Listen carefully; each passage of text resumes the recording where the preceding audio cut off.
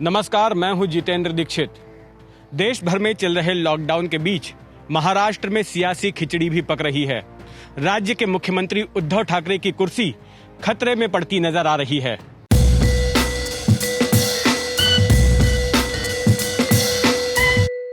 पिछले साल अक्टूबर में जब महाराष्ट्र विधानसभा चुनाव के नतीजे आए थे तो उसके बाद पूरे देश ने देखा था कि किस तरह से करीब एक महीने के ऊपर के वक्त तक राज्य में सियासी ड्रामा चला था और उसके बाद ही उद्धव ठाकरे राज्य के मुख्यमंत्री बने थे और 3 पार्टियों ने मिलकर सरकार बनाई थी।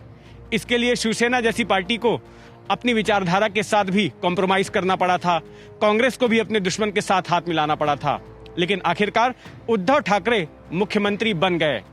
लेकिन अब लगता है कि फिर से राज्य में एक सियासी ड्रामा होने जा रहा है और इस बार केंद्र में है महाराष्ट्र के राज्यपाल भगत सिंह कोश्यारी।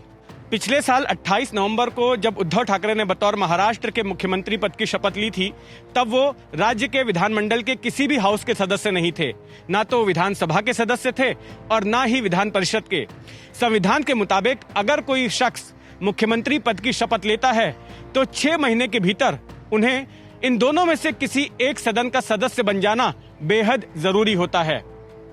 इस 28 मई को वो 6 महीने पूरे हो रहे हैं और उद्धव ठाकरे अब तक ना तो विधानसभा के सदस्य बन पाए हैं और ना ही विधान परिषद के।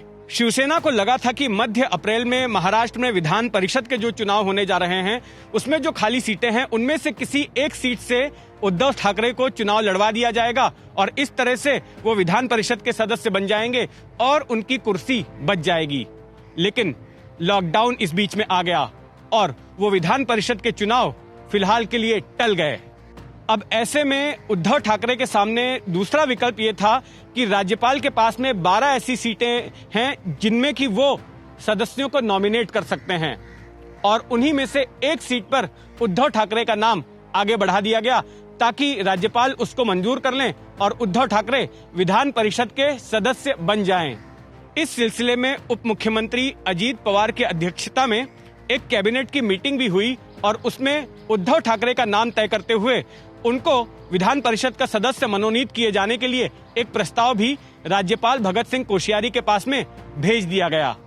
लेकिन पेच अब यहाँ पर आकर फंस गया है कि 2 हफ्ते से ऊपर का वक्त हो गया है कि उद्धव ठाकरे का नाम भेजा गया हो राजभवन में राज्यपाल के पास, लेकिन भगत सिंह कोश्यारी ने अब तक उस पर कोई फैसला नहीं लिया है और इसीलिए उद्धव ठाकरे के दिल की धड़कनें बढ़ गई हैं।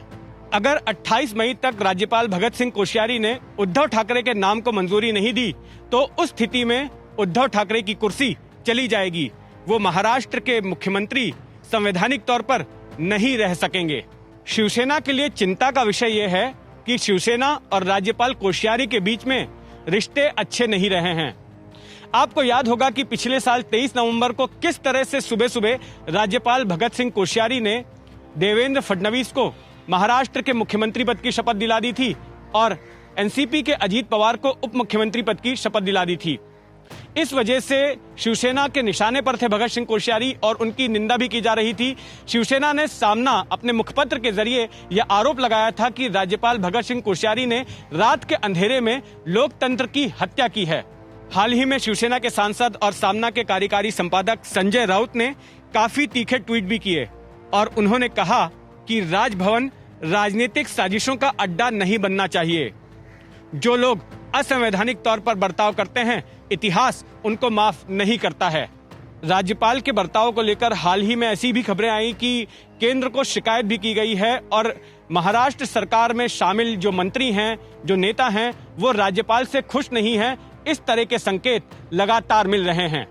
ऐसे में शिवसेना को डर है कि अगर राज्यपाल उद्धव ठाकरे के नाम को खारिज कर देते हैं तो ठाकरे की सरकार गिर जाएगी और फिर से महाराष्ट्र में एक राजनीतिक बखेड़ा शुरू हो जाएगा और बीजेपी, जो कि इस वक्त सबसे बड़ी विपक्षी पार्टी है, वो इस मौके का फायदा उठाने की कोशिश करेगी और फिर से राज्य की सत्ता में अपनी सरकार लाने की कोशिश करेगी।